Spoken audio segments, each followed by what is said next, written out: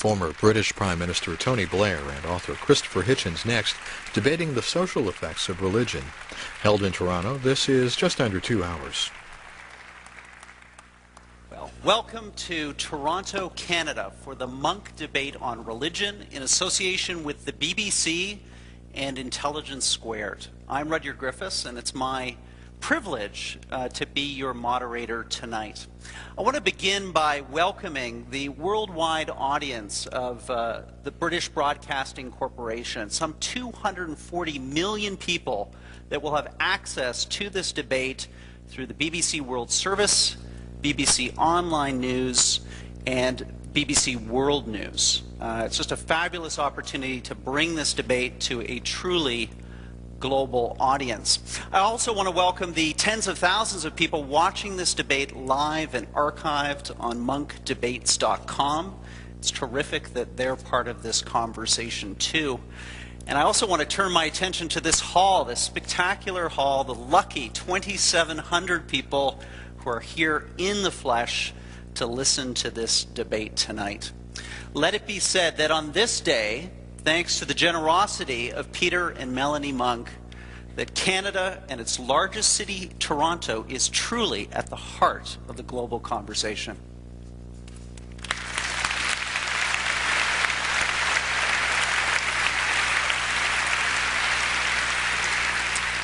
Now, the moment we have all been waiting for.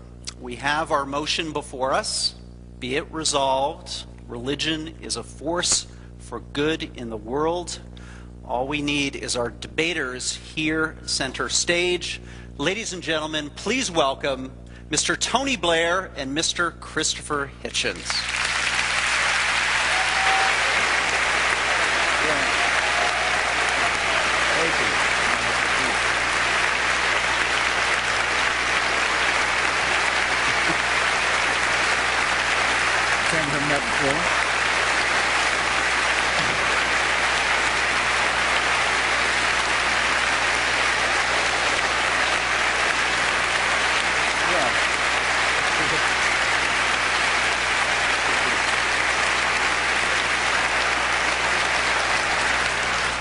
Tony Blair was the Prime Minister of the United Kingdom from 1997 to 2007. Among his many international roles today, he is the Quartet representative in the Middle East, working with the UN, the US, Russia, and the EU to try to secure a lasting peace in the region. After leaving politics, Mr. Blair converted to Catholicism, and he launched the Tony Blair Faith Foundation, a global initiative to promote respect and understanding among the world's major religions. Many of us in this room have read his recent best-selling memoir, A Journey, My Political Life. Christopher Hitchens is a British-born American author, journalist, and atheist. His regular Vanity Fair column, his prolific speeches and essays are essential reading for anyone and everyone concerned about global affairs. Christopher has a number of best-selling books too. Obviously, God is Not Great, How Religion Poisons Everything, and his recently published memoir, Hitch 22.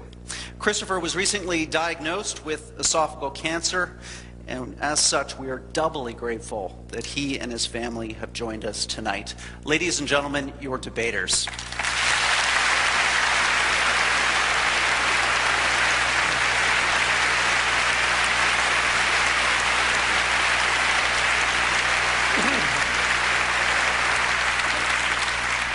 Before getting our debate underway, let me just briefly run down how the next hour and a half will unfold. Each debater has been given 7 minutes for their opening remarks for and against the motion. Next, Mr. Hitchens and Mr. Blair will confront each other head-on, so to speak, through 2 rounds of formal rebuttals. We'll then bring you, the audience, into this debate through written questions. All of you received a written question card. At any time in the debate, fill that out, pass it down the aisle for collection. I'll also be taking some questions from audience members on the stage, some of the younger audience members here. Those questions will be asked directly to Mr. Blair and Mr. Hitchens. We'll also be bringing in our online audience through a series of questions, too. The debate will conclude with short 5-minute closing statements and a second audience vote on the motion. But before I call on our debaters for their opening statements, let's find out how the 2,700 people in this audience voted as they came into the hall. We're going to get those numbers up on the screen now. 22% of you in favor of the motion, 57 opposed, and fully 21% of you undecided. Now, we also, as you know, asked you a second question tonight. We asked you, depending on what you hear during the debate, are you open to changing your vote? Let's have those numbers too, please. Wow. 75% of this audience, 3/4, could change their vote depending what they hear in the next hour and a half. Ladies and gentlemen, we clearly have a debate on our hands. And remember, we will poll the audience again at the end of our proceedings to find out which of these two debaters was able to win by swaying us with the power of their arguments. Well, the time has come for introductory remarks. Christopher Hitchens, as we've agreed, you will begin first with your opening statement. Thank you, ladies and gentlemen. Thank you very much to the Monk family, great philanthropists, for making this possible. 7 minutes, ladies and gentlemen, for the foundational argument between religion and philosophy. It leaves me hardly time to praise my distinguished opponent. In fact, I might have to seize a later chance of doing that. I think 3.5 minutes for metaphysics and 3.5 for the material world won't be excessive. And I have a text. And it is from, because I won't take a religious text from a known extremist or fanatic, it's from Cardinal Newman. Recently, Prime Minister Blair's urging, beatified on his way to canonization, a man whose apologia made many Anglicans reconsider their fealty and made many people join the Roman Catholic Church, and is considered, I think rightly, a great Christian thinker. My text from the Apologia. The Catholic Church, said Newman, holds it better for the sun and moon to drop from heaven, for the earth to fail, and for all the many millions on it to die in extremest agony, than that one soul, I will not say will be lost, but should commit one venial sin, should tell one willful untruth, or should steal one farthing without excuse. You'll have to say it's beautifully phrased, ladies and gentlemen. But to me, and here's my proposition, what we have here, and picked from no mean source, is a distillation of precisely what is twisted and immoral in the faith mentality.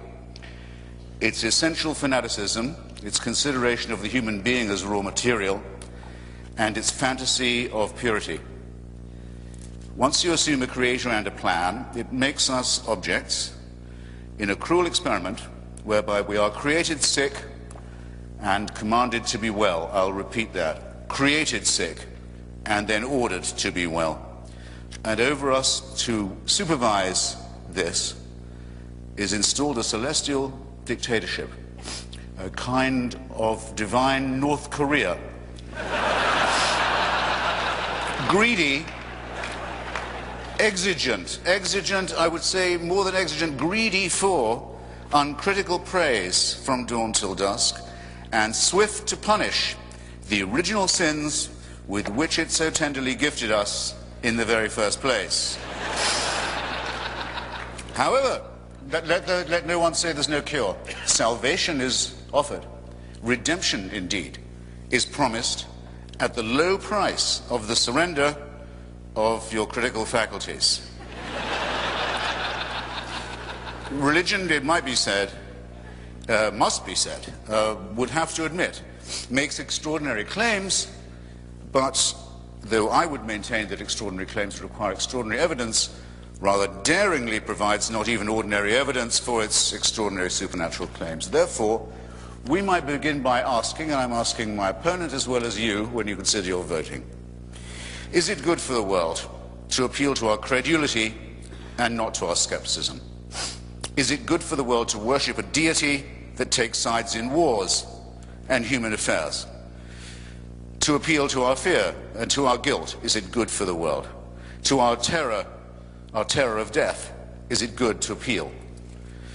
To preach guilt and shame about the sexual act and the sexual relationship, is this good for the world? And asking yourself the while, are these really religious responsibilities, as I maintain they are? To terrify children with the image of hell and eternal punishment, not just of themselves, but of their parents and those they love. Perhaps worst of all, to consider women an inferior creation.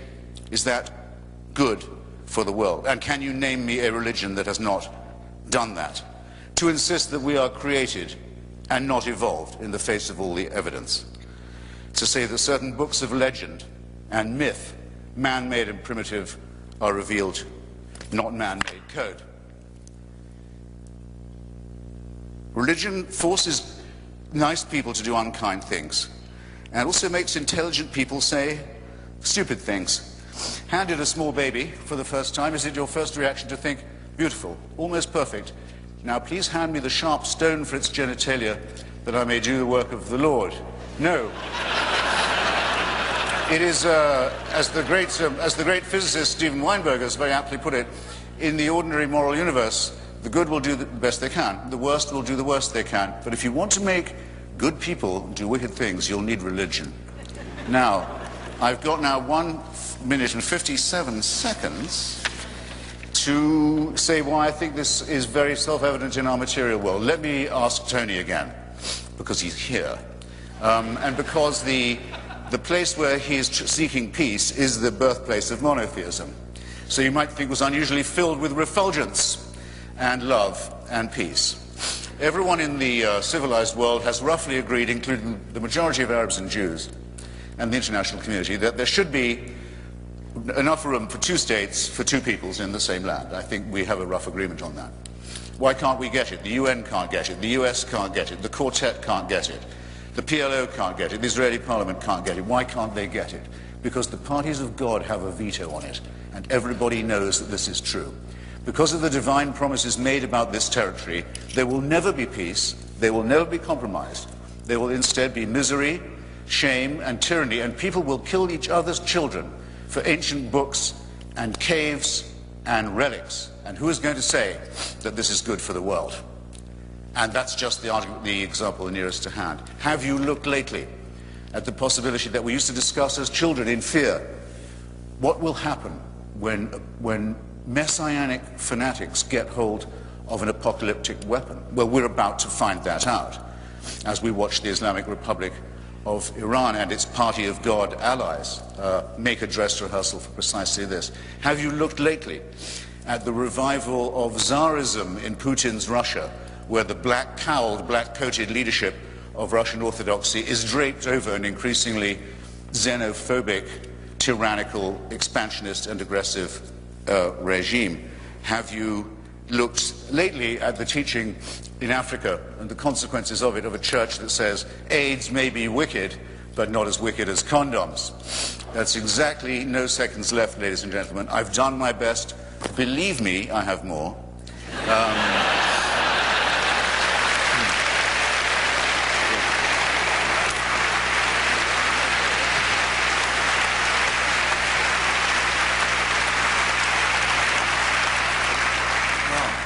Christopher, thank you for starting our debate. Mr. Blair, your opening remarks, please. Thank you. First of all, let me say it's a real pleasure to be with you all this evening, to be back in Toronto. It's a particular privilege and honour to be with Christopher in this debate. Let me first of all say that I do not regard the leader of North Korea as a religious icon. You will be delighted to know. I'm going to make, it's a biblical number, 7, but I'm going to make 7 points in my 7 minutes. The first is this. It is undoubtedly true that people commit horrific acts of evil in the name of religion. It is also undoubtedly true that people do acts of extraordinary common good inspired by religion.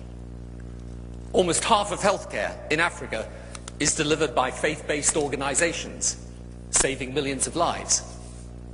A quarter of worldwide HIV/AIDS care is provided by Catholic organizations. There is the fantastic work of Muslim and Jewish relief organizations. There are in Canada thousands of religious organizations that care for the mentally ill or disabled or disadvantaged or destitute. And here in Toronto, barely 1.5 miles from here, is a shelter run by Covenant House, a Christian charity for homeless youth in Canada. So the proposition that religion is unadulterated poison is unsustainable. It can be destructive. It can also create a deep well of compassion, and frequently does. And the second is that people are inspired to do such good by what I would say is the true essence of faith, which is, along with doctrine and ritual particular to each faith, a basic belief common to all faiths in serving and loving God through serving and loving your fellow human beings, as witnessed by the life and teaching of Jesus, one of love, selflessness and sacrifice, the meaning of the Torah. It was Rabbi Hillel who was once famously challenged by someone who said they would convert to religion if he could recite the whole of the Torah standing on one leg. He stood on one leg and said, "Do unto others as you would have them do unto you. That is the Torah. The rest is commentary. Now go and do it." The teaching of Prophet Muhammad, saving one life as if you're saving the whole of humanity. The Hindu searching after selflessness. The Buddhist concepts of karuna, mudita, and metta, which all subjugate selfish desires to care for others, seek insistence specifically on respect for others of another faith. That, in my view, is the true face of faith. And the values derived from this essence offer to many people a benign, positive, and progressive framework by which to live our daily lives, stimulating the impulse to do good, disciplining the propensity to be selfish and bad. And faith, defined in this way, is not simply faith as solace in times of need, though it can be, nor a relic of unthinking tradition, still less a piece of superstition or an explanation of biology.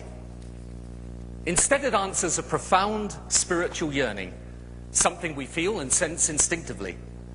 This is a spiritual presence, bigger, more important, more meaningful than just us alone, that has its own power separate from our power, and that even as the world's marvels multiply, makes us kneel in humility, not swagger in pride.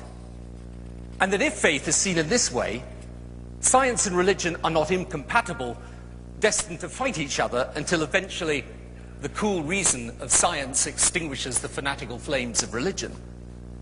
Rather, science educates us as to how the physical world is and how it functions, and faith educates us as to the purpose to which such knowledge is put, the values that should guide its use, and the limits of what science and technology can do, not to make our lives materially richer, but rather richer in spirit. And so, imagine indeed a world without religious faith. Not just no place of worship, no prayer, no scripture, but no men or women who, because of their faith, dedicating their lives to others, showing forgiveness where otherwise they wouldn't, believing through their faith that even the weakest and most powerless have rights, and they have a duty to defend them. And yes, I agree, in a world without religion, the religious fanatics may be gone. But I ask you, would fanaticism be gone? And then realize that such an imagined vision of a world without religion is not in fact new. The 20th century was a century scarred by visions that had precisely that imagining in their vision and at their heart, and gave us Hitler and Stalin and Pol Pot. In this vision, obedience to the will of God was for the weak. It was the will of man that should dominate. So, I do not deny for a moment that religion can be a force for evil. But I claim that where it is based essentially on a perversion of faith. And I assert that at least religion can also be a force for good, and where it is, that it's true to what I believe is the essence of faith. And I say that a world without religious faith would be spiritually, morally, and emotionally diminished. So I know very well that you can point, and quite rightly Christopher does, to examples of where people have used religion to do things that are terrible and that have made the world a worse place. But I ask you not to judge all people of religious faith by those people any more than we would judge politics by bad politicians. Or, indeed, journalists by bad journalists. The question is, along with all the things that are wrong with religion, is there also something within it that helps the world to be better and people to do good? And I would submit there is. Thank you.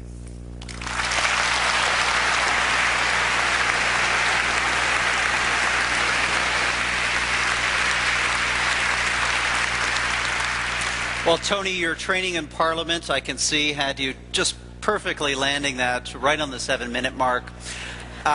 Ladies and gentlemen, we're moving into our rebuttal round, and I'd like the audience to get engaged, to applaud when they hear something that the debaters say that they like, and also to help me enforce our time limit. So when you see that clock ticking down, start applauding, and that'll move us through this in an orderly fashion. So Christopher, it's now your opportunity in our first of 2 rebuttal rounds to respond to Mr. Blair. Do you have 4? Is that right? There's 2 rounds of rebuttals. Each of you has the opportunity to go back and forth. And yes, you have 4 minutes for each speaker within each of those rounds, if that's not too confusing. That sounds all right. I've got 4 minutes. Yes. Yeah, good. Then hold your applause, for heaven's sake. Well, now, in fairness, no one was arguing that religion should or will die out of the world. And all I'm arguing is that it would be better if there was a great deal more by way of an outbreak of secularism. Logically, if Tony's right, I would be slightly better off, not much, but slightly better off, being a Wahhabi Muslim, or a 12 Shia Muslim, or a Jehovah's Witness, than I am wallowing as I do in mere secularism. What I'm arguing, and really seriously, is what we need is a great deal more of one and a great deal less of the second. And I knew it would come up, that we'd be told about charity. And I take this very seriously. Because we know, ladies and gentlemen, as it happens, we're the first generation of people who do really, what the cure for poverty really is. It eluded people for a long, long time. The cure for poverty has a name, in fact. It's called the empowerment of women. If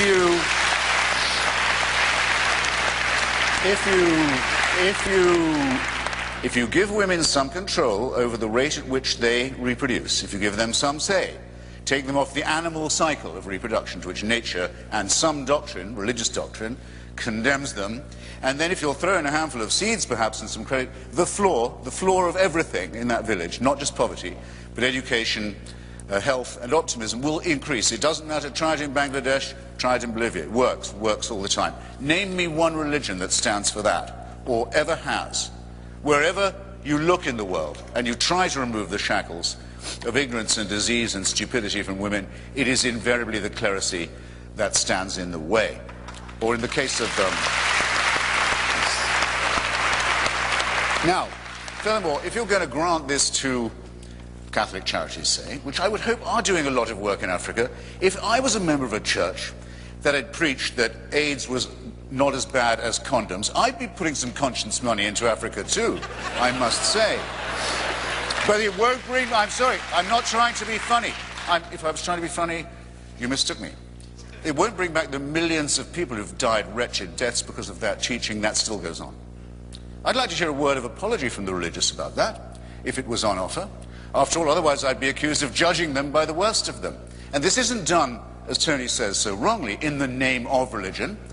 It's a direct precept, practice, and enforceable discipline of religion. Is it? Not so, in this case. I think you'll find that it is. But if you're going to say, all right, the Mormons will tell you the same. You may think it's a bit cracked to think that Joseph Smith found another Bible buried in upstate New York, but you should see our missionaries in action. I'm not impressed. I'd rather have no Mormons and no missionaries, quite honestly, and no Joseph Smith. Do we grant to Hamas and to Hezbollah, both of whom will tell you and incessantly do, look at our charitable work. Without us, Effendi, the poor of Gaza, the poor of Lebanon, where would they be but for our... And they're right. They do a great deal of charitable work. It's nothing compared to the harm that they do, but it's a great deal of work all the same. I'm also familiar with the teachings of the great Rabbi Hillel. I even know where he plagiarized the story from, if he had access to the stuff. The injunction not to do to another what would be repulsive if done to yourself is found in the Analects of Confucius, if you want to date it. But actually it's found in the heart of every person in this room. Everybody knows that much. We don't require divine permission to know right from wrong. We don't need tablets administered to us 10 at a time in tablet form on pain of death to be able to have a moral argument. No, we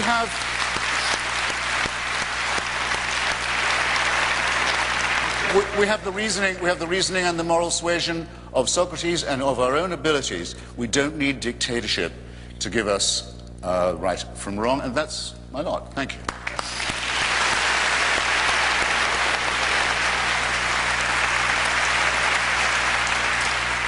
In the name of fairness and equity, Mr. Blair, I'm going to give you an additional 25 seconds for your first rebuttal. First of all, I don't think we should think that because you can point to examples of prejudice in the name of religion, that bigotry and prejudice and wrongdoing are wholly owned subsidiaries of religion. There are plenty of examples of prejudice against women, against gay people, against others that come from outside the world of religion. And the claim that I make is not that everything the church has done in Africa is right, but let me tell you one thing it did do, and it did it whilst I was Prime Minister of the UK. The churches together formed a campaign for the cancellation of debt.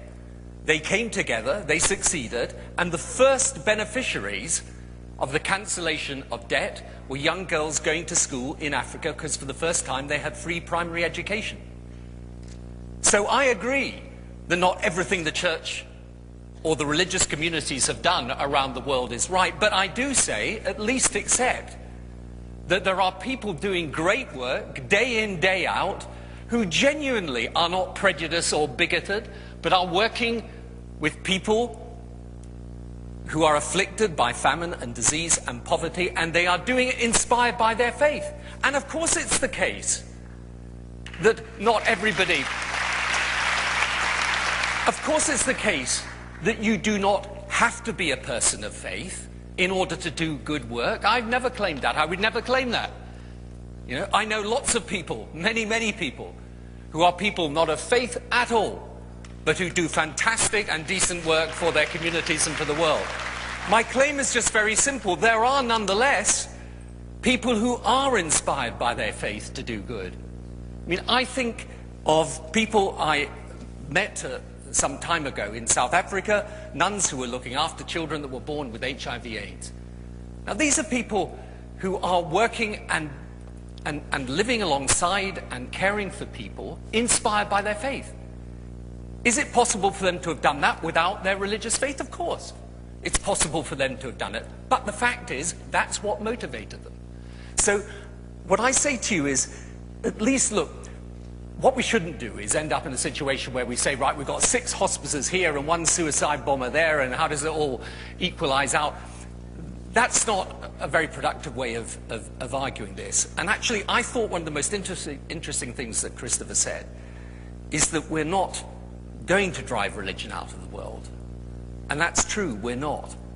And actually, I think for people of faith to have debates with those who are secularists is actually good and right and healthy, and it's what we should be doing.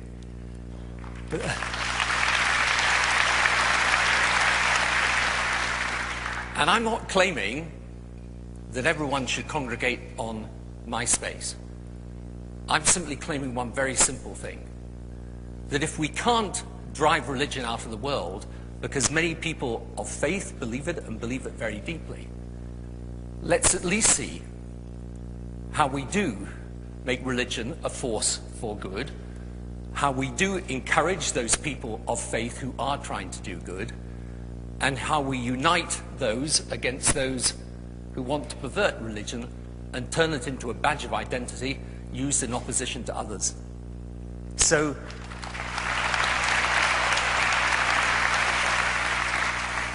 I would simply finish by saying this. There are many situations where faith has done wrong. But there are many situations in which wrong has been done without religion playing any part in it at all. So let us not condemn all people of religious faith because of the bigotry or prejudice shown by some, and let us at least acknowledge that some good has come out of religion, and that we should celebrate.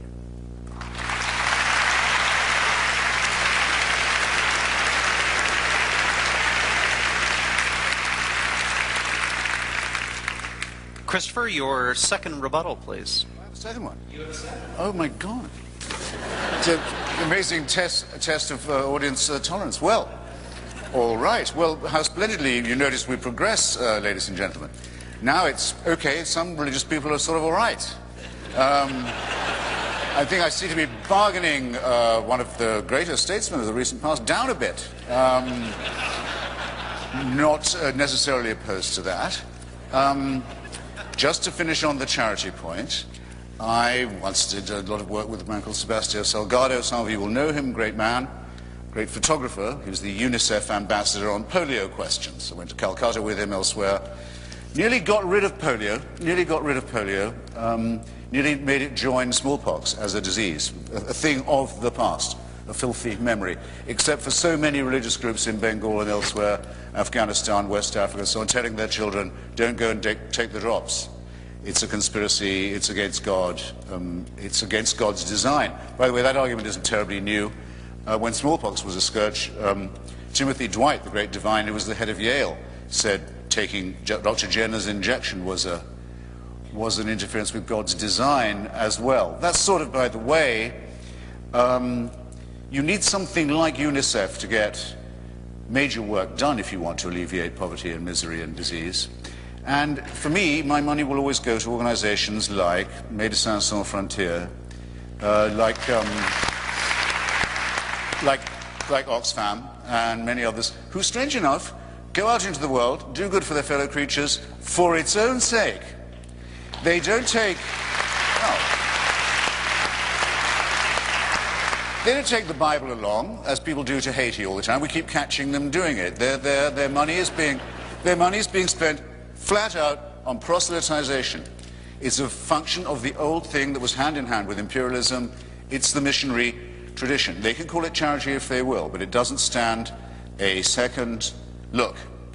So much on the business of doing good, except perhaps to add, since I have you for some extra minutes, that Mr. Blair and I at different times gave quite a lot of our years to the Labour Party and to the Labour movement. And if the promise of religion was true, had been true, right up until the late 19th century in, say, Britain or North America or Canada, that good works are what's required and should be enough, and those who give charity should be honoured, those who receive it should be grateful. Two rather revolting ideas in one, I have to say. There would be no need for human and social and political action. We could rely on being innately good, which we know we can't rely upon, and which I never suggested that we could, or should. So, now what would religion... Now I'm intrigued now. So religion could be a good thing after all. Sometimes we think. So now the proposition. What would a religion have to do to get that far? Well, I think it would have to give up all supernatural claims. It would have to say... Please. It would have to say, no, you are not to do this under the threat of reward, heaven, or the terror of punishment, hell. No, we can't offer you miracles. Find me the church that will say, forget all that. Faith healing, no. It would have to give that up. you would have to give up the idea of an eternal, unalterable authority figure who was judge, jury, and executioner against whom there could be no appeal, and who wasn't finished with you even when you died.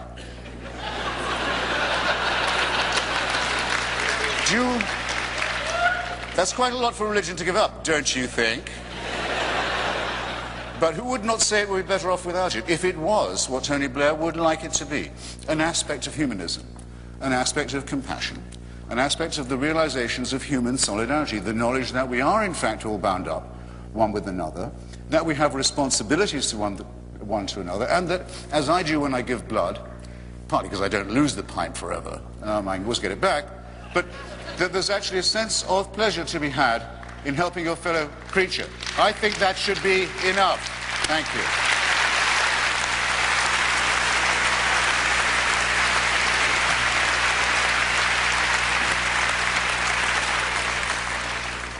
Tony, it must feel like the House of Commons all over again. I don't know, so far they're a little politer, actually. Your final rebuttal, please. Yeah. It all depends, I guess, what your experience of religious people is. I mean, my experience of the people I was with last week in Africa that include deeply religious people is not actually that they're doing what they're doing because of heaven and hell. They're doing it for love of their fellow human beings. And that's, I think, something very fine. What's more, that they believe and that this love of their fellow human beings is bound up with their faith.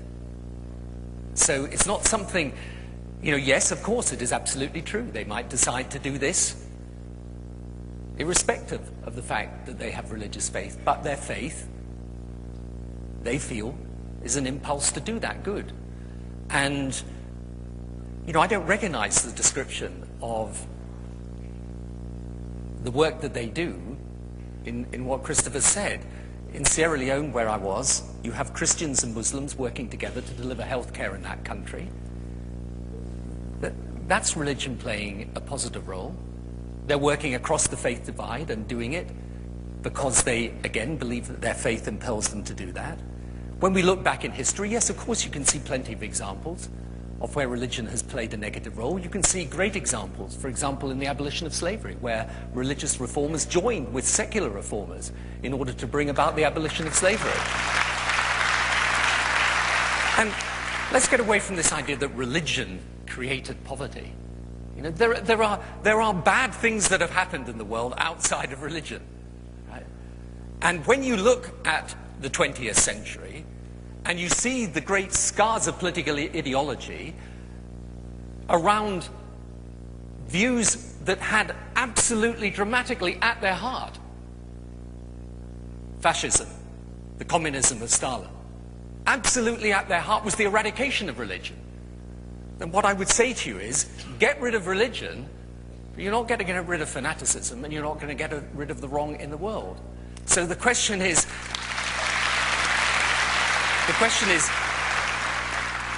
how then do we make sense of religion having this vital part in the world today, since it is growing and not diminishing? How do we make sense of this? And this is where, yes, there is an obligation on the people of faith to try and join across the faith divide with those of other faiths. That's the reason for my foundation. We have people of different religious faiths.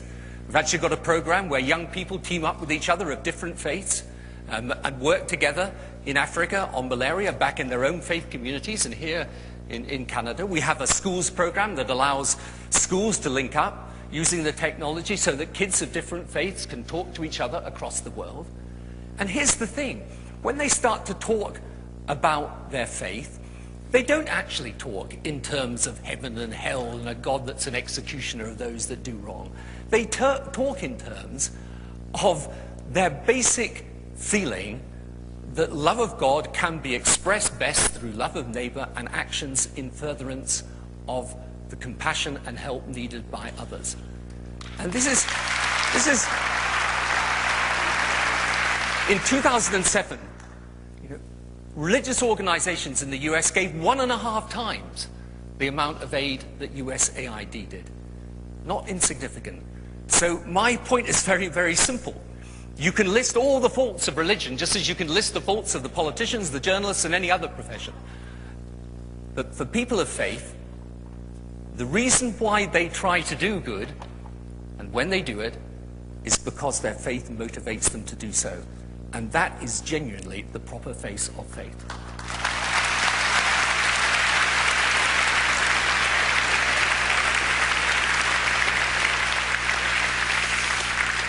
Well, gentlemen, thank you for a terrific start to this debate. The time has now come to involve you, the audience, here at Roy Thompson Hall. Those written questions have been coming in, and some have been passed on to me and our folks in the control room. Also, we're going to bring on our online audience through questions that have been debated on our discussion boards, and I'm going to take some live questions from some younger audience members here on the stage. And in that regard, Christopher, we're going to start with a question from you.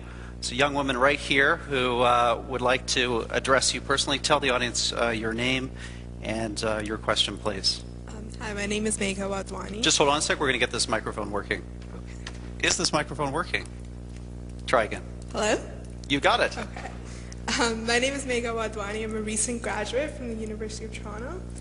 And my question is actually in regards to globalization. This century, globalization will bring together, as never before, nations and peoples divided by wealth, geography, politics, and race. So my question is, instead of fearing faith, why not embrace the shared values of the world's major religions as a way of uniting humankind? Great question. Christopher? Yeah, well, unity out of faith?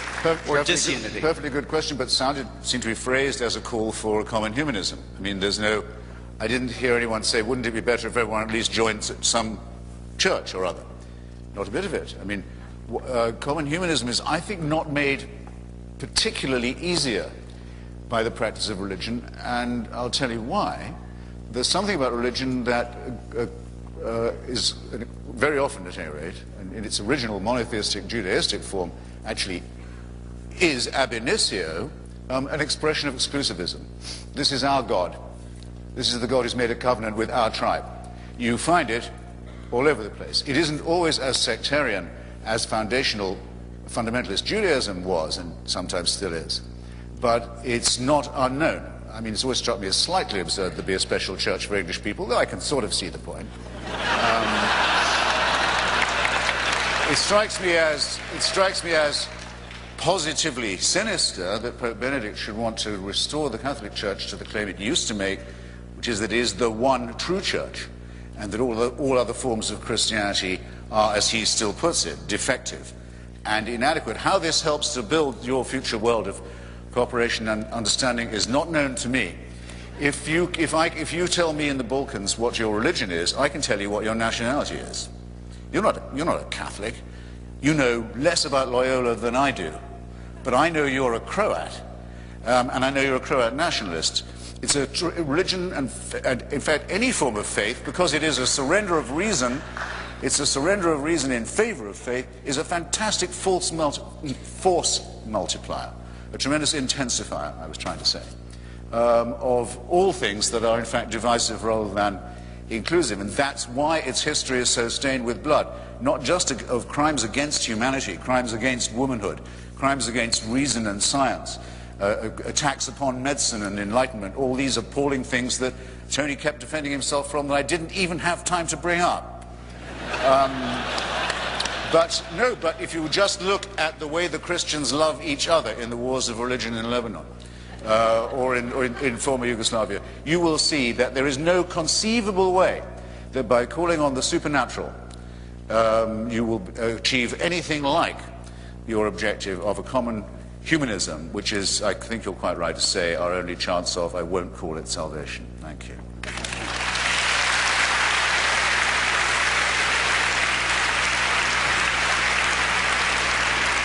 Now, Tony, what I'd like you to do, there's another question on the stage. Someone, in a sense, has the inverse question for you, and it'd be a great opportunity for you to respond to Hitchens at the same time. So let me go to Emily Padden, a Trudeau scholar at Oxford University, who has a question for you, Mr. Blair. Thank you very much. My research is in armed conflict in sub-Saharan Africa, and so the question I'd like to ask you, Mr. Blair, if I may, is how do you argue that religion is a force for good in the world when the same faiths that bind peoples and groups also deepen divisions and exacerbate conflict? Great question. To which my answer is that they can do, and there are very many examples of that. But there are also examples, let me give you one from the Northern Ireland peace process, where in the end, actually, people from Protestant Catholic churches got together, and actually the religious leaders of those two churches tried to bring about a situation where people reached out across the faith divide. And so what I would say to you is that this exclusivism is not, this type of excluding other people because they're different. Let's just nail the myth that this is solely the prerogative of religion. I'm afraid this happens in many, many different walks of life. It's not what true religion is about. True religion is not about excluding somebody because they're different. True religion is actually about embracing someone who is different. That is why, in every major religion, this concept of love of neighbor, and Christopher's absolutely right. Confucius did indeed say exactly something similar to Rabbi Hillel. Of course, Jesus said, love your neighbor as yourself. If you look at Hinduism, Buddhism, the religion of Islam, after the death of the Prophet Muhammad, Islam was actually at the forefront of science, was at the forefront of introducing proper rights for women for the first time in that part of the world. So the point is this, and this is really where the debate comes to. Christopher says, well, humanism is enough. And what I say to that is, but for some people of faith, it isn't enough. They actually believe that there is indeed a different and higher power simply than humanity. And that is not about them thinking of heaven and hell in some sort of old-fashioned sense of trying to terrorize people into submission to religion. They actually think of it as about how you fulfill your purpose as a human being in the service of others. And so, when we say, well, that could be done by humanism, yes, it could. But the fact is, for many people, it's driven by faith. And so, yes, it's true, you can find examples of where religion has deepened the divide in countries in sub-Saharan Africa. You can also find examples of where religion has tried to overcome those divides by preaching what is the true message of religion, which is one of human compassion and love. Hitchens, let's have you come back on that, because not just Northern Ireland, but Iraq, a war that you supported, religion played an important role, arguably, in the success of putting together post-invasion Iraq. If I only think we should do this because the two questions were in effect the same and both very well phrased, and because I'd never like to miss out a chance to congratulate someone on being humorous, if only unintentionally. It's very touching for Tony to say that he recently went to a meeting that bridged a religious divide in Northern Ireland. Well, where does the religious divide come from?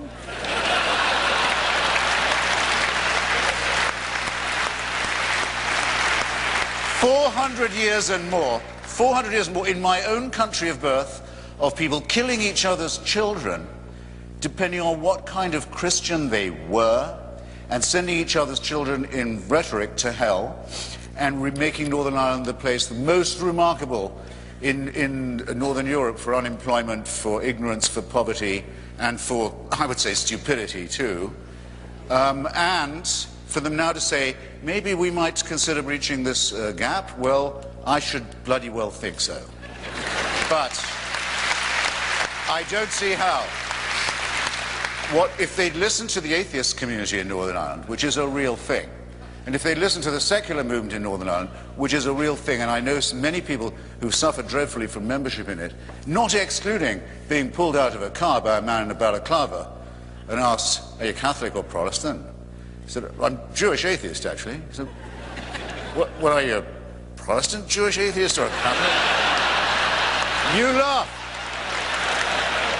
You laugh, but it's not so funny when the party of God has a gun in your ear at the same time. And that was in Britain, and still is to some extent, until recently. Rwanda. Do I say that there would be no quarrel between Hutu and Tutsi, people in Rwanda? Belgian colonialism, I think, made it worse, probably, but there are no doubt innate ethnic differences, or there felt to be in Rwanda. But the fact of the matter is, Rwanda is the most Christian country in Africa. In fact, by one account, that's to say numbers of people in relation to numbers of churches, it's the most Christian country in the world. And the Hutu power genocide, at any rate, was preached from the pulpits, actually the pulpits of the Catholic Church, as many of the people we are still looking for, wanted in that genocide, are hiding in the Vatican, along with a number of other people who should be given up to international justice, by the way. Quite a number of people. So, since Tony seems to like religious people best when they're largely non-practicing, but just basically faithful, I'll grant him that much. I say that it's not entirely the fault of religion that this happened in Rwanda, but when it's preached from the pulpit, as it was in Northern Ireland and in Rwanda, it does tend to make it very, very much worse. Thank you.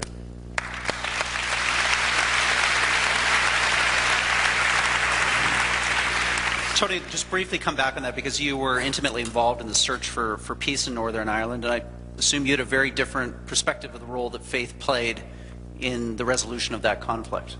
Yeah, and I work now, do work in Rwanda.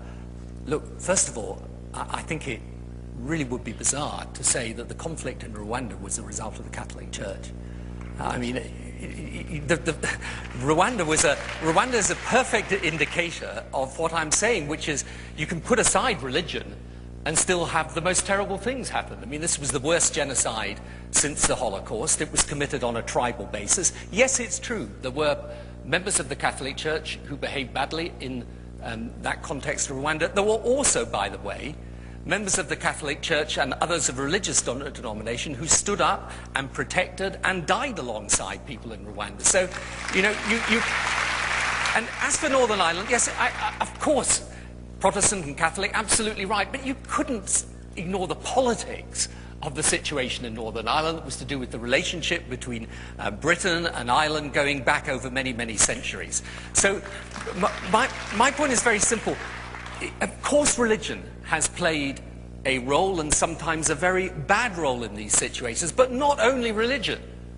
Yeah. And what is at the heart of this is we wouldn't dream of condemning all of politics, because politics had led to Hitler or Stalin, or indeed what has happened in Rwanda. So let us not condemn the whole of religion, or say that religion, when you look at it as a whole, is a force for bad, because there are examples of where religion has had that impact. And so I think actually Rwanda and Northern Ireland are classic examples, even the Middle East peace process. I mean, yes, I agree, you can look at all the religious issues there, but let's not ignore the political issues either. And frankly, at the moment, the reason, and I can tell you this from first-hand, but I can tell you from first-hand experience, the reason we don't have an agreement at the moment between Palestinians and Israelis is not to do with the religious leaders on either side, right? It's a lot more to do with the political leaders, so it's my branch that has to take the blame for that. And therefore, what I would say is, I actually think that yes, of course, a lot of these conflicts have religious roots.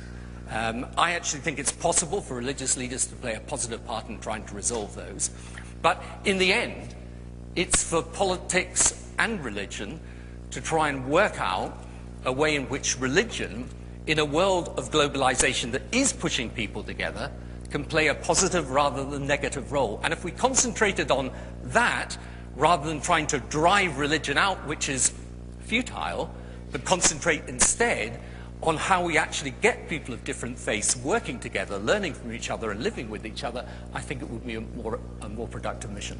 Thank you. Okay, let's question. We like the applauding, so please continue that throughout the debate. Let's take a written question. My producers are telling me that we have a written question. We'll get that on the screen. And Christopher, this is for you to start with. Interesting one. America is both one of the most religious countries in the world and also one of the most democratic and pluralistic, both now and arguably through much of its history. How do you explain that seeming paradox?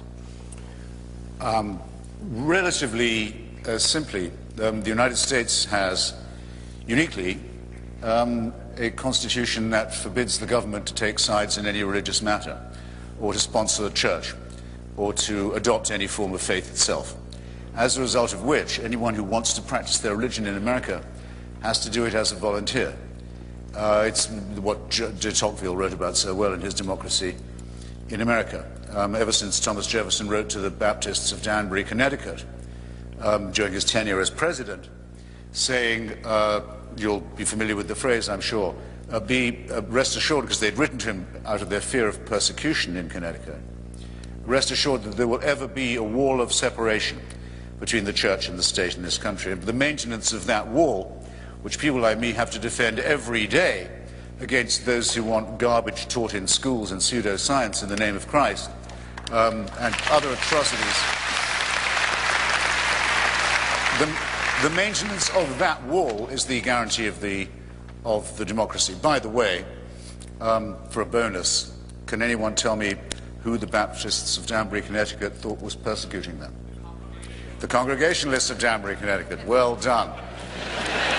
Also, that argues, by the way, for the existence of a very small but real fan base of mine somewhere in this room. Yes, now, it doesn't seem to matter very much now, but it mattered then. Give those Congregationalists enough power, as they did have in Connecticut. Just you see how unfurry they look compared to how docile they behave. Now we've disciplined them. Thank you.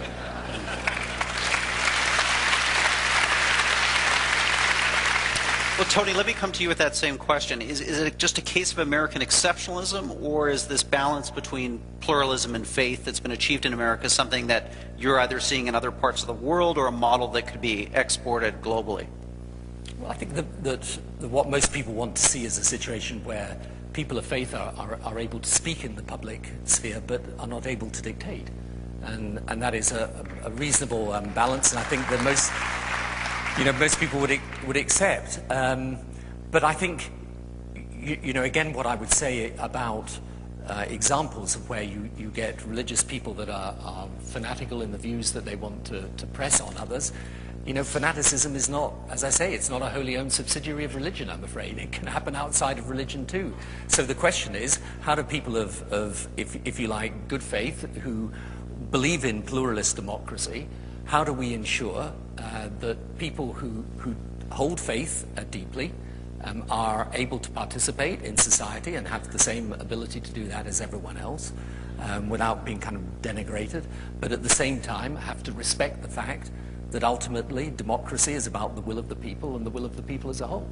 So I think that most people can get that balance right, and we are very lucky actually in our countries, because we are in a situation where people of different faiths are free to practice their faith as they like. And that is, in my view, an absolutely fundamental part of democracy. And it's something that people of religious faith have to be very clear about and stand up and do. And one of the reasons why, for me, I think it's actually important for people of religious faith to have people like Christopher challenge us and say, okay, this is how we see religion. Now you get out there and tell us how it's different, and where it isn't different, how you're going to make it so. And I think that's a positive and good thing. All I ask for is that where people of faith are speaking in the public sphere, then people accept that we have a right to do that, and that sometimes we do that actually because we believe in the things that we're saying, and we're not trying to subvert or change democracy. On the contrary, we simply want to be part of it, and our voice is a voice that has a right to be heard alongside the voice of others. Well, I see Christopher writing furiously, so I'm going to ask him to come back on that point. Well, I hadn't anything specially to add there. I think I'd rather give another person a chance for a question. Okay. Well, it's a question that was debated for you, Christopher, on monkdebates.com in the lead-up to this evening. On our discussion board, many people saying that religion provides a sense of community. In modern societies where immersed in a consumer culture, more often than not living alongside fellow citizens who are more maybe self-directed than other-directed, what do you say about the pure community function of religion? Isn't that a public good, a valid public good of religious belief? Absolutely. I say good luck to it. And the way I phrase it in my book, it's available at fine bookstores everywhere, is that I propose a pact with the faithful. Say, I'll take it again, I'll quote from the great Thomas Jefferson. I don't mind if my neighbor believes in 15 gods or in none. He neither by that breaks my leg or picks my pocket.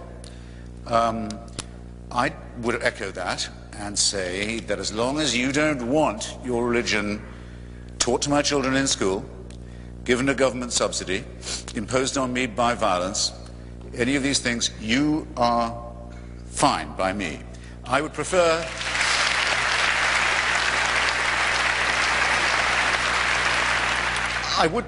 not even to know what it is that you do in that church of yours.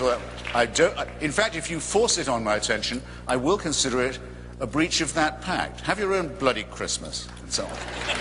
Do your slaughtering, if possible, in an abattoir, and don't mutilate the genitals of your children. Because then I'm afraid it gets within the ambit of law. All right, so don't you think that's reasonably pluralistic and communitarian of me? I think it is. Why is it a vain hope on my part? Why is that? Has this pact ever been honoured by the other side? Of course not. And it's a mystery to me, and I'll share it with you. If I believed that there was a saviour who'd been appointed or sent by, or a prophet, appointed or sent by a God who bore me in mind and loved me and wanted the best for me, if I believed that, and that I possessed the means of grace and the hope of glory, to phrase it like that, I think I might be happy. They say it's the way to happiness. Why doesn't it make them happy? Well, don't you think it's a perfectly decent question? Why doesn't it? Because they won't be happy till you believe it too. And why is that? Because that's what their holy books tell them. Now, I'm sorry, it's enough with saying in the name of religion. Do these texts say that until every knee bows at the name of Jesus and so on, there will be no happiness? Of course it is what they say. It isn't just a private belief. It is rather, and I think always has been, and it's why I'm here, actually a threat to the idea of a peaceable community. And very often, as now, and frequently, a very palpable one. So I think that's the underlying energy that powers the friendly disagreement between Tony and myself.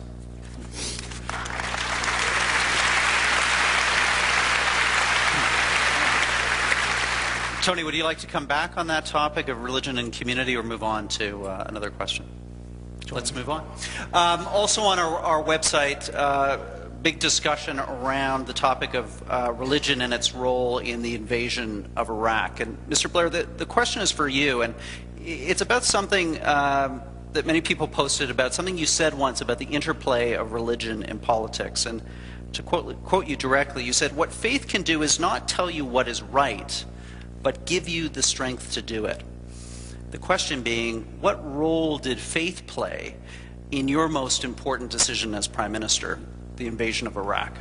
I think we can nail this one pretty easily. It was not about religious faith.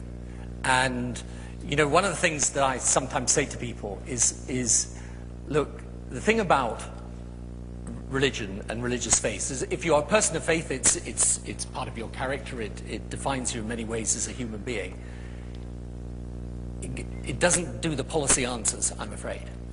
Okay? So as I used to say to people, you know, you don't go into church and look heavenward and say to God, right, next year the minimum wage, is it £6.50 or £7?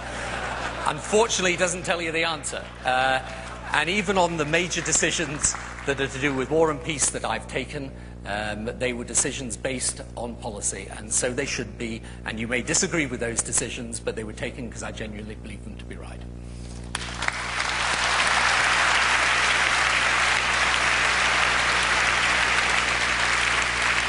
So, Christopher, the natural follow-on question to you is, how did you square the circle, or maybe you didn't, between your support for the Iraq War and, let's say, the current then-president, George W. Bush, and his very public evocation of faith in terms of his rhetoric around the invasion?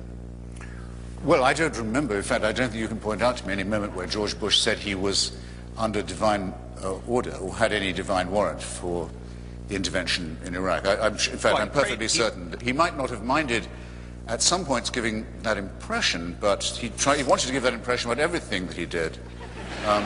George Bush is someone who, as with his immediate predecessor, after various experiments in faith, ended up in his wife's church, most comfortable place for him to be.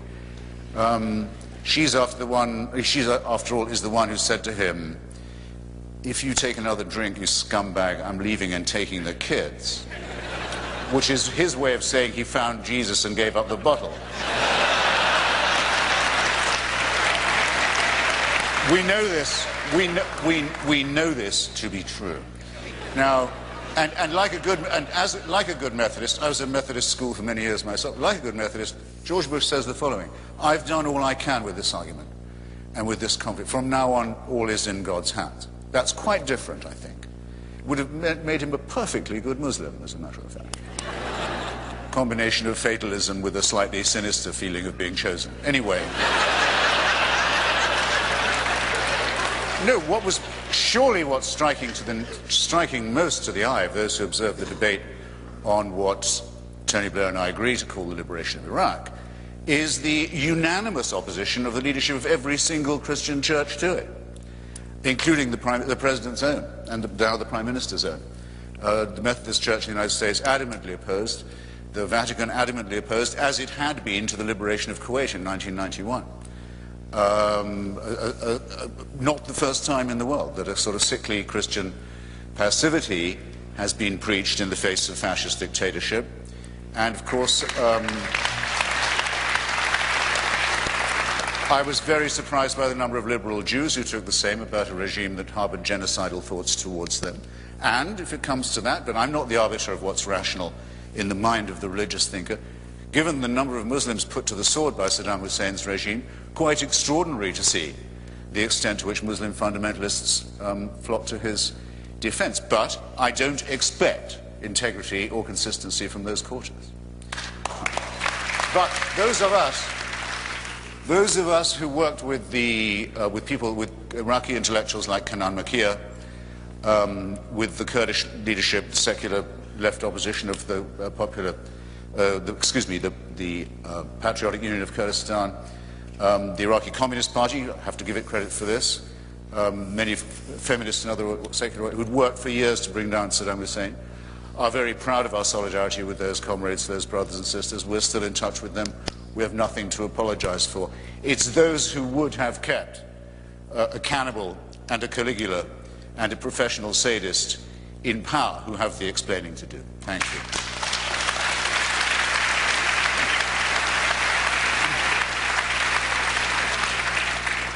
Well, I want to be conscious of our time and go to our two final on-stage questions, and I believe the first one is for Mr. Blair, a student at the Monk School of Global Affairs. Introduce yourself and ask your question to Mr. Blair. Yes, good evening. My name is Jonah Cantor, and my question pertains to something that's come up earlier this evening. Religion on both sides is often seen as an obstacle to peace in the Middle East, and I was wondering what role you believe faith can play in a positive manner in helping to bring peace between Israelis and Palestinians. Well, I remember a few months back I was in Jericho, and when you go out from Jericho, they took me up to we went to visit the Mount of Temptation, which is where I think they take all the politicians, and the guide that was showing us around, the Palestinian guide, he suddenly stopped at one point and he said, "This part of the world," he said, "Moses, Jesus, Muhammad, why did they all have to come here?" And I sort of said, well, supposing they hadn't, would everything be fine? And he said, oh, probably not. But, you know, the religious leadership can play a part in this. For example, I don't think you will get a resolution of the issue of Jerusalem unless, which is a sacred and holy city to all three Abrahamic faiths, unless people of faith are prepared to try and find common ground so that they are entitled to worship in the way that they wish. And it's correct that in both Israel and Palestine, you see examples of religious fundamentalism and people espousing and doing extreme things as a result of their religion. But I can also tell you that there are rabbis and people of the Muslim faith on the Palestinian side who are desperately trying to find common ground and ways of working together. And I think, you know, part of the issue, and the reason indeed for me starting my faith foundation, is that we can argue forever the degree to which what is happening in the Middle East is the result of religion or the result of politics. But one thing is absolutely clear, that without those of religious faith playing a positive and constructive role, it's going to be very difficult to reach peace. So my view, again, and I think this is in a sense one of the debates that underlies everything we've been saying this evening, is if it is correct that you're not going to simply eliminate religion, you know, you're not going to drive religion out of the world, then let's work on how we make those people of different faiths, even though they believe that their own faith is the path so they believe to salvation, how they can work across the faith divide in order to produce respect and understanding and tolerance. Because, believe it or not, amongst all the examples of prejudice and bigotry that Christopher quite rightly draws attention to, there are also examples of people of deep religious faith, Jewish, Muslim and Christian, who are desperately trying to search for peace, and with the right political will supporting that, who would play a major part in achieving peace. So I agree that religion has to one degree created these problems, but actually people of different religious faiths working together can also be an important part of resolving these problems. And that's what we should do, and it's what we can do. And in respect of Jerusalem, it is absolutely imperative that we do.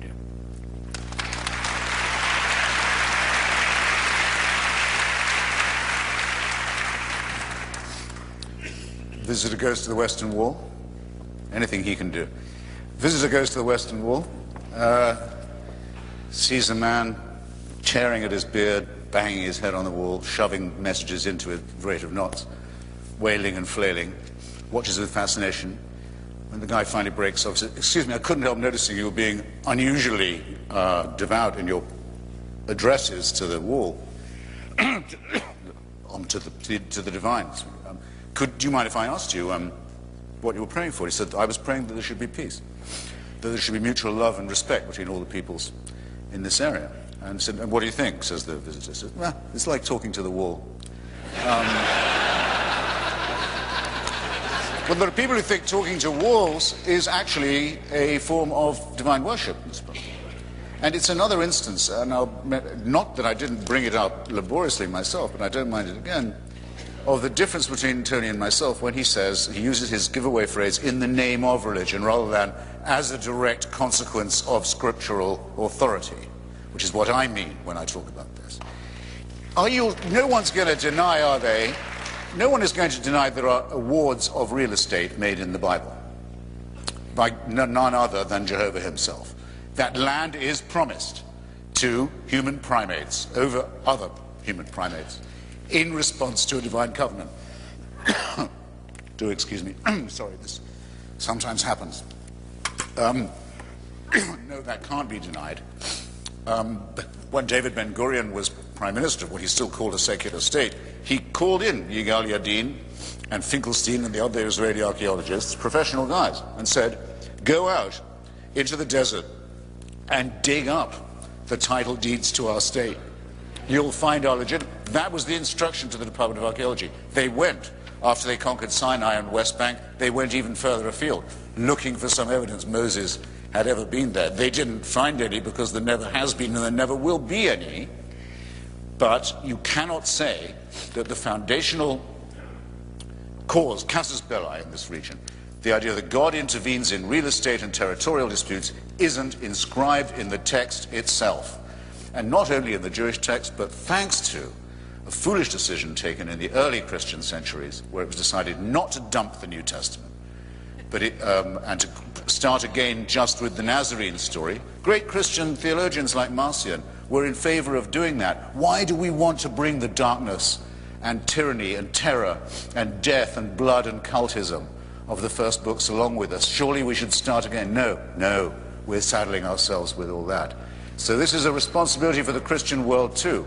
And need I add that there is no good Muslim who does not say that Allah tells us we can never give up an inch of Muslim land, and that once our mosques are built there can be no retreat. It would be a betrayal. It would lead you straight to hell. In other words, yes, they gibber and jabber, all of them, the three religions. Yeah, you're quite right. God awards land. It's just you've got the wrong title. No. This is what I mean when I say that religion is a real danger to the survival of civilization, and that it makes this banal regional, national dispute, which if reduced to its real proportions is a nothingness, if it makes that not just lethally insoluble, but is drawing in other contending parties who really openly wish, for an apocalyptic conclusion to it, as also bodied forth in the same scriptural texts. In other words, that it will be the death of us all, the end of humanity, the end of the world, the end of the whole suffering vale of tears, which is what they secretly want. This is a failure of the parties of God, and it's not something that happens because people misinterpret the texts. It's because they believe in them. That's the problem. Thank you.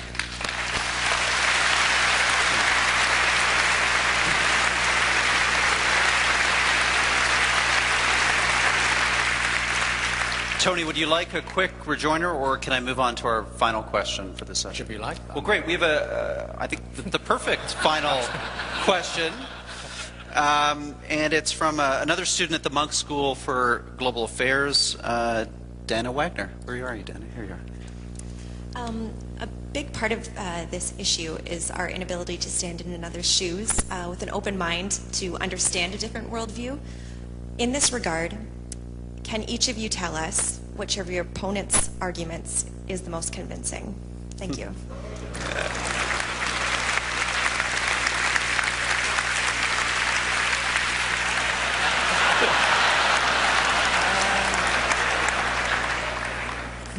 Right.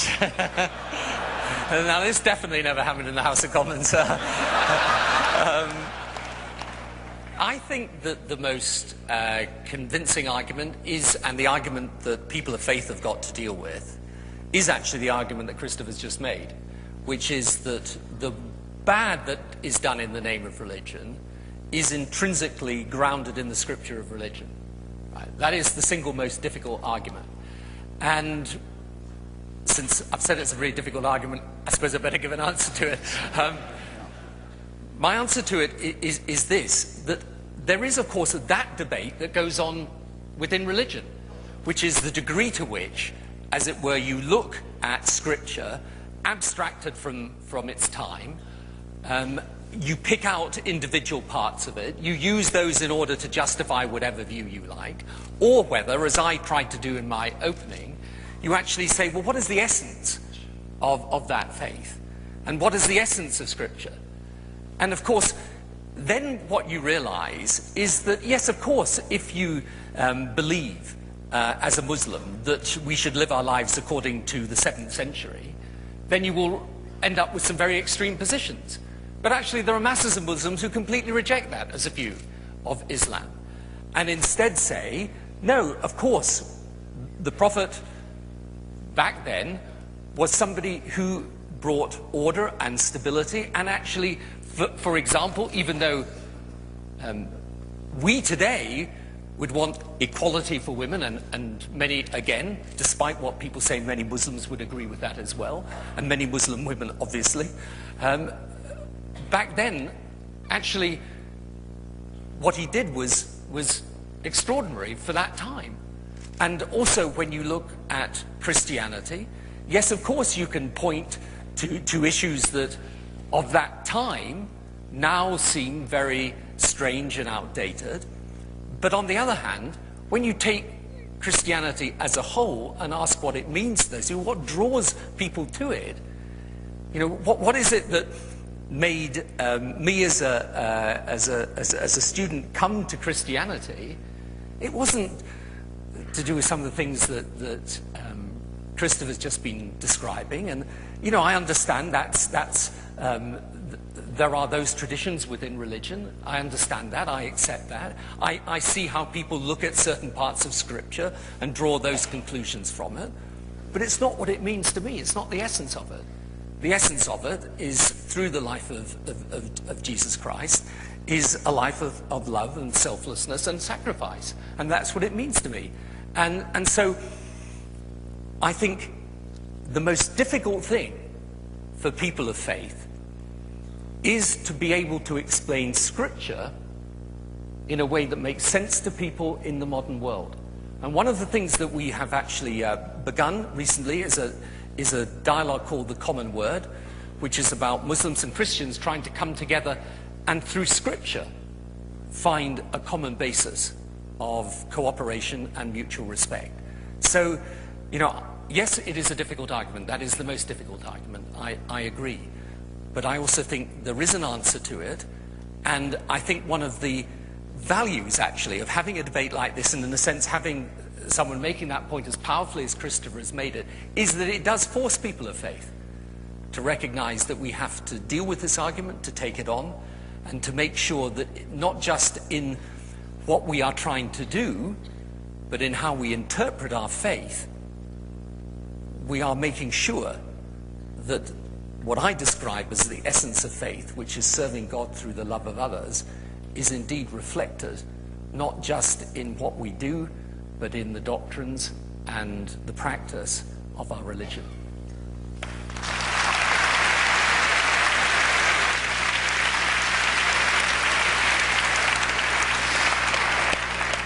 Admirable question. Thank you for it.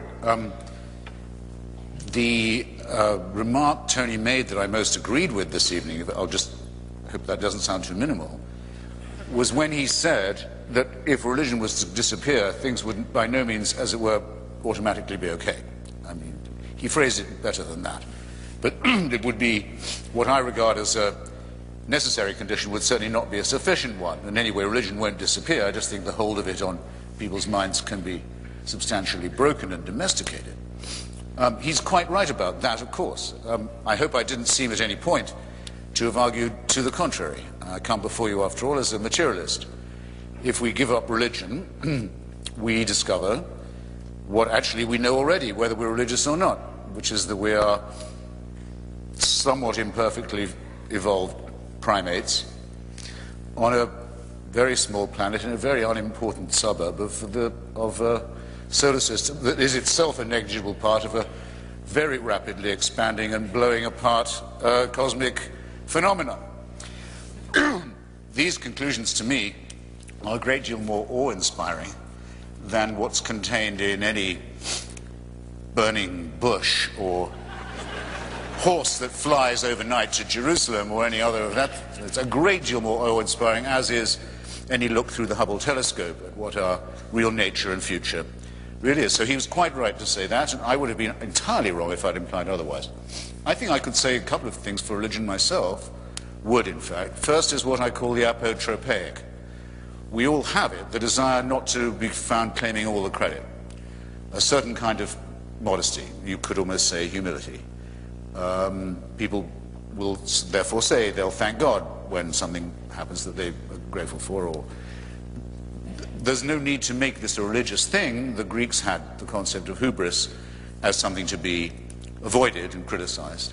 But what the Greeks would also have called the apotropaic, the view that not all the glory can be claimed by a load of primates like ourselves, is a healthy reminder too. Second, the sense that there's something beyond the material, or if not beyond it, not entirely consistent materially with it, is, I think, a very important matter. What you could call the numinous, or the transcendent, or at its best, I suppose, the ecstatic.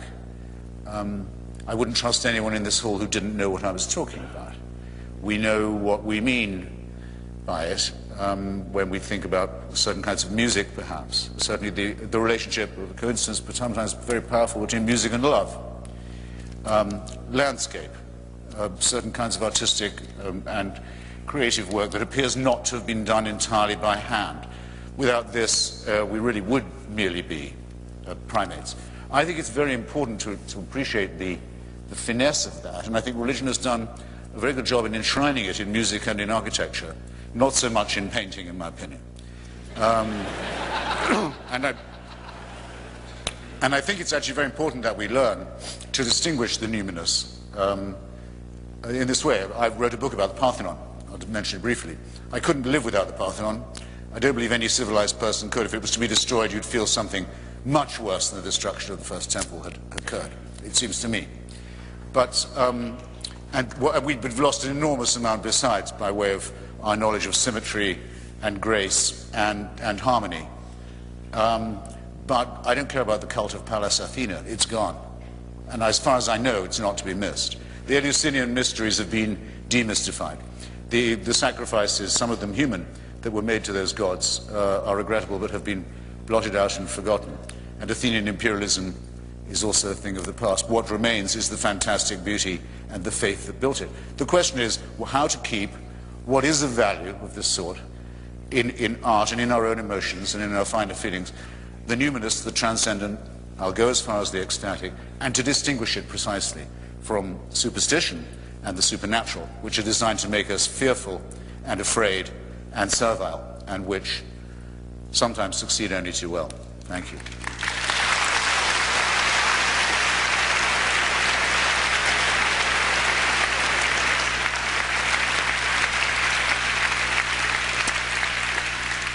Well, it's now time for the final act in our debate, closing statements. We'll do that in the reverse order of our opening remarks. So, Christopher, I'm going to call on you again to speak.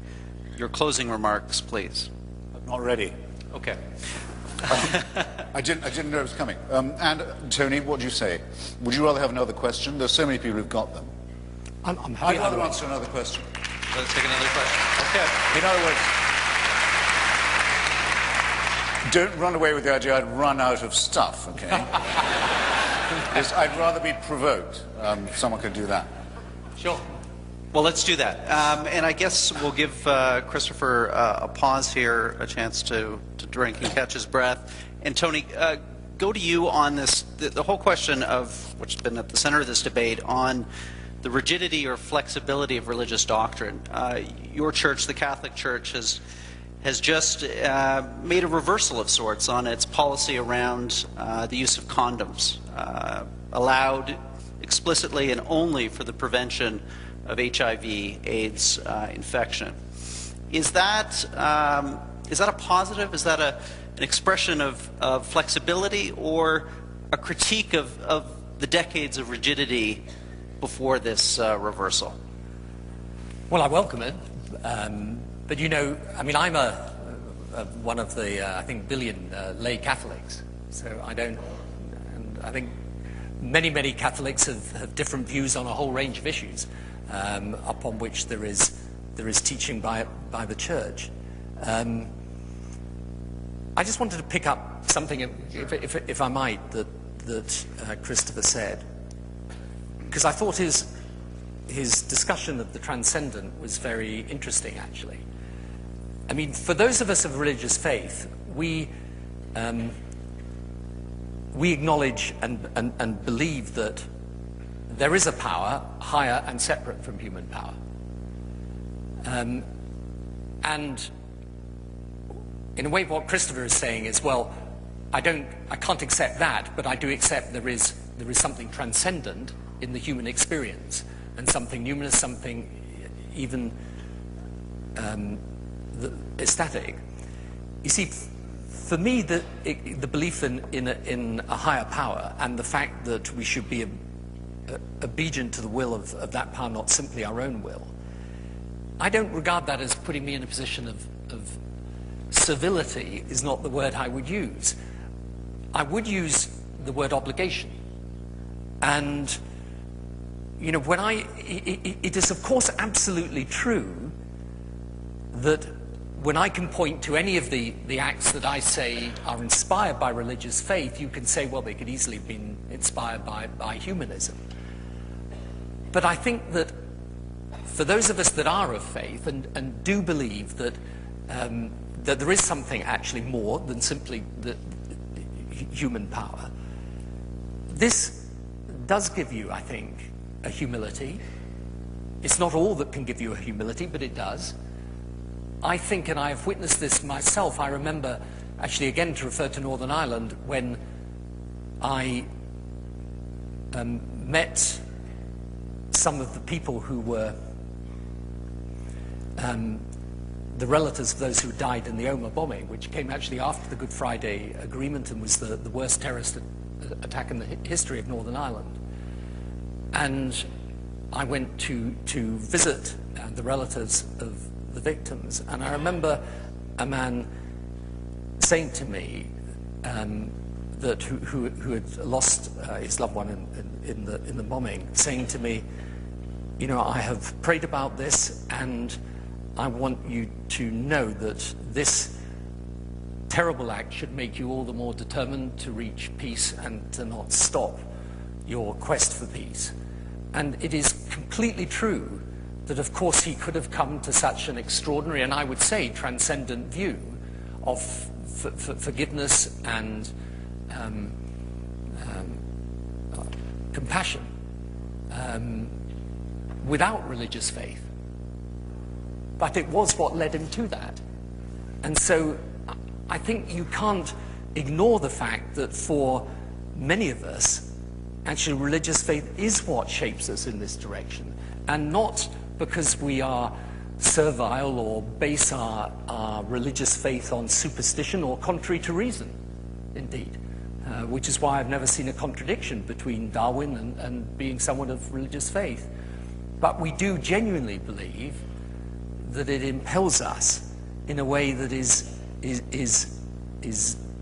different and more imperative, in a sense, than anything else in our lives. And, you know, in a way we wouldn't be being true to ourselves unless we admitted that. So that doesn't mean to say that someone who is of no religious faith couldn't be just as good a person, and that is, I do not claim for an instant that anybody who is of religious faith is in some way a superior or better person than someone who isn't. But I do say that religion can and does, in the lives of millions, actually hundreds of millions, in fact billions of people, does give them an impulse to be better people than otherwise they would be. Would you ask for your closing statement? 5 minutes for your closing statement each. Yep. So now on to our closing statements. Christopher, you will begin. Okay. You have 5 minutes on the clock.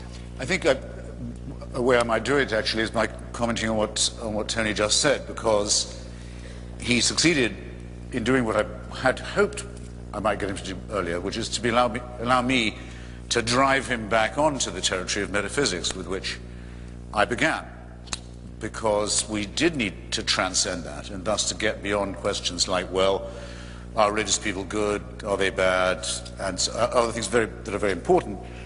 Does religion make them behave better or worse, and so forth. I'll give you, and I'll challenge Tony on an example. I mentioned earlier our attachment to the labour and socialist movement in our lifetimes. For a very long time, we had in that movement a challenger, apparently from the left, the communist movement, which has only been dead a very short time now. It actually hasn't died everywhere yet, and which said it had a much more comprehensive and courageous and thoroughgoing answer than we did to the problems created by capitalism and imperialism and other things, and really proposed a fighting solution. And if I was to point to you the number of heroic people who believed in that, and the number of wonderful works of especially fiction, novels and essays written by people who believed in it, you could probably all of you mention one of your own. If you were a Canadian, I hope they still teach about him in school, the great example of Norman Bethune, heroic doctor who went to volunteer in China during the Civil War on the communist side, did amazing work, invented a form of battlefield blood transfusion. Just one among many examples. It was the communists in many parts of Europe who barred the road to fascism in Spain and kept Madrid for many years from falling to Franco and Hitler and Mussolini. Gandhi may take credit for the Indian independence movement, too much in my view, but no one would deny the tremendous role played by the Indian communists in doing this, in helping to break the challenge, break the hold of Great Britain on their country. As a matter of fact, some people find it embarrassing to concede this, but I don't, as a supporter of it myself. The African National Congress, Nelson Mandela's party, at least half of its members of the Central Committee and Executive were members of the Communist Party until quite recently, very probably including Mandela himself. There's no doubt about it. There was real heroism and dignity and humanism to those people, but we opposed it. We said, no, it won't work. Why won't it work? It's not worth the sacrifice of freedom that it implies. It implies that all these great things can only be done if you'll place yourself under an infallible leadership. One that, once it's made a decision, has made that decision and you are bound by it. You might conceivably notice where I'm going here. It's why many of the people, the brilliant intellectuals who did leave it, left it very often for as high reasons of principle as they joined it in the first place. And the names of their books are legion and legendary. The best known is called The God That Failed, precisely because it was an attempt at a bogus form, a surrogate of religion. But let no one say, and when the history comes to be written, no one will be able to say that it didn't represent some high points in human history. But I repeat, it wasn't worth it at the sacrifice of mental and intellectual and moral freedom. And that was the purpose of my original set of questions on the metaphysical side. Are you, consider yourselves, and consider this carefully, ladies and gentlemen, brothers, sisters, comrades, friends, are you yourselves willing, for the sake of certain elements of the numinous, perhaps for a great record of good works, as is proposed by Tony, are you willing to say that you give your allegiance to an ultimate Redeemer? Because you're not really religious if you don't believe that there is a divine supervision involved. You don't have to believe it intervenes all the time. If you don't believe that, you're already halfway out the door. You don't need me. But are you willing to pay the price of a permanent supervisor? Are you willing to pay the price of believing in things that are supernatural? Miracles, afterlives, angels. Are you willing to admit, perhaps this most of all, are you willing to admit that human beings can be the interpreter of this divine figure? Because a religion means that you will have to follow someone who is your religious leader. You can't, try as you may, follow Jesus of Nazareth. It can't be done. You can try and do it, it can't be done. You'll have to follow his vicar on earth, Pope Benedict XXVI, as presently, his own claim, not mine. The apostolic succession, the vicar of Christ on earth. You have to say, this person has divine authority. I maintain that that and what goes with it is too much of a sacrifice of the mental and intellectual freedom that is essential to us to be tolerated. And you gain everything by repudiating that and standing up to your own full height. And you gain much more than you will by pretending that you're a member of a flock or in any other way, any kind of sheep. Thank you.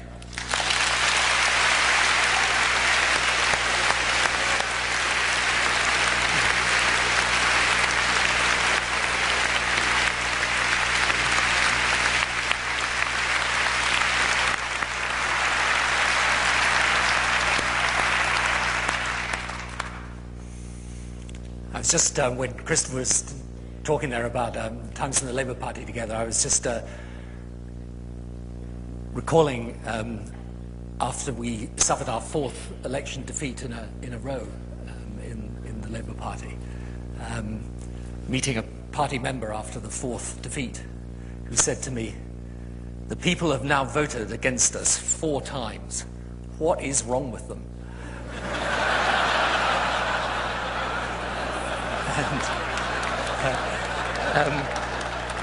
And you know, I would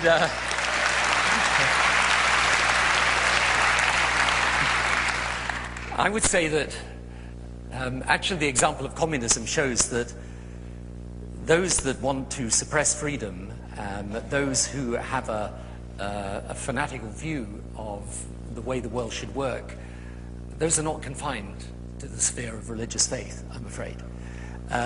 It is there in many, many different walks of life. So the question is, for me, this is not about how I, with a belief for me as a Christian, with a belief in Jesus Christ, not how that makes me subject to oppression and servitude, but on the contrary, how that helps me find the best way of expressing the best of the human spirit. And it was actually Einstein who was not an atheist, in fact. He believed in a supreme being, although he did not necessarily subscribe to organized religion, who said religion without science is blind. But he also went on to say science without religion is lame. And I would say that, for me, faith is not about certainty. It is in part a reflection, indeed, of my own awareness of my own ignorance.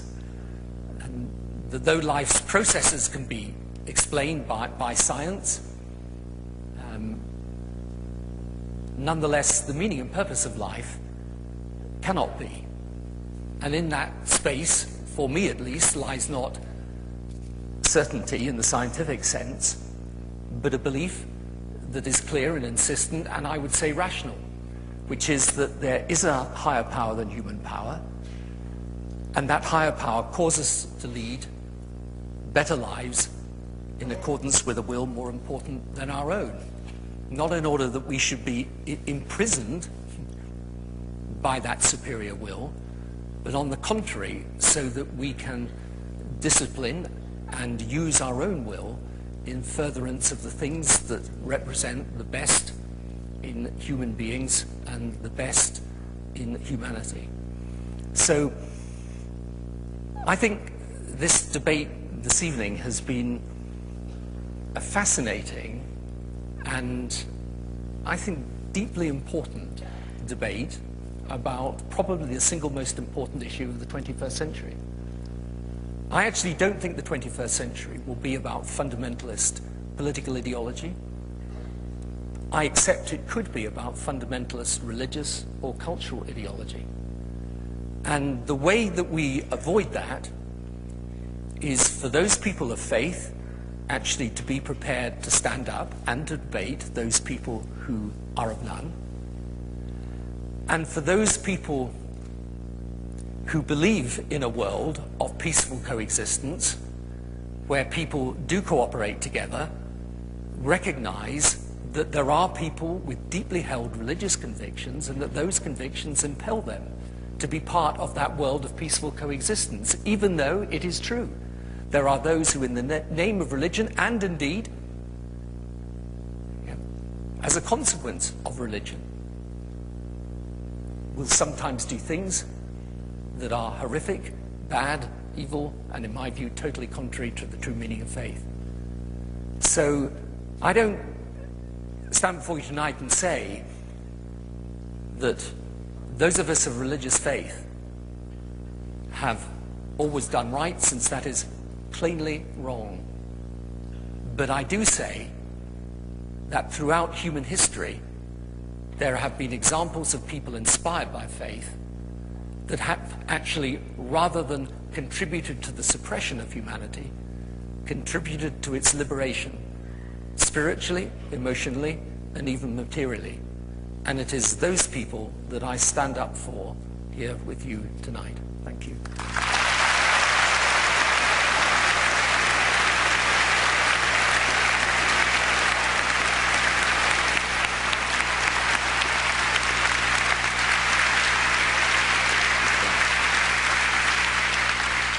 Well, ladies and gentlemen, let me reiterate something that Peter Monk said at the beginning of this evening's talk.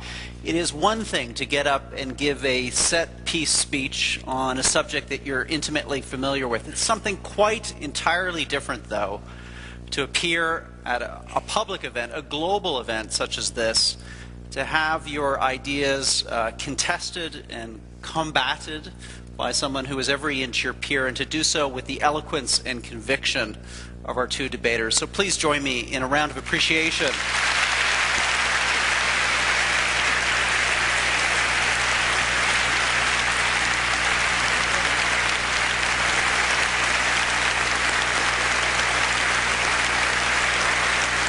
Thank you.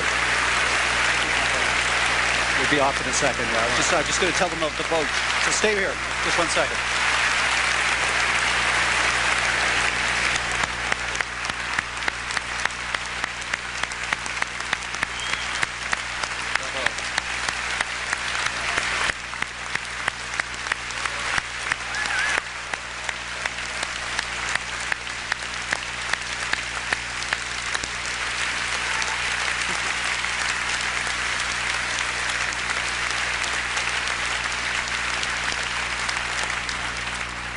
Well, ladies and gentlemen, this debate is not over yet. Because of the huge size of this audience, it's going to take us some minutes to tally a second audience vote on our motion and to find out who won this debate.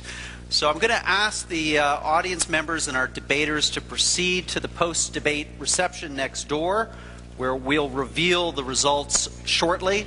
And let's just very briefly see where the state of public opinion started in this room tonight, with 22% of you in favor of the motion, 56 opposed, and 21% undecided, a large number indicating that they could change their vote also.